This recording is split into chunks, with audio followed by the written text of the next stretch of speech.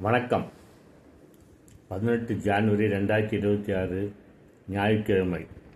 Yoga meditation மனவழி பயிற்சிகள் பாகம் 58.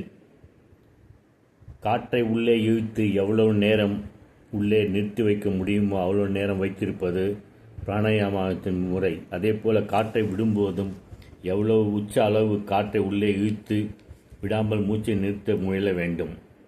காற்றை வெளியிட்ட பின் மூச்சை நிறுத்துவது காற்றை உள்ளிழுத்து போலத்தான்.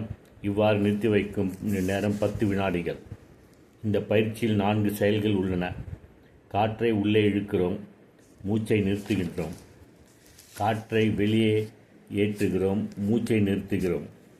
இந்த 4 செயல்களுக்குமே சம நேரமே உரியது. இந்த சம அளவு கால செயற்பாடு தான் இந்த பயிற்சியின் சிறப்பான அம்சமாகும். 4 செயல்களுக்கும் சம அளவு தராமல் இது போன்ற வேறொரு பயிற்சியும் உண்டு. அதன் சராசரி விகிதம் 1:4:2 என்று அமைகிறது. ஓர் அலகு 5 வினாடிகள் என்று வைத்துக்கொண்டு இந்த சராசரி விகிதத்தை பார்ப்போம்.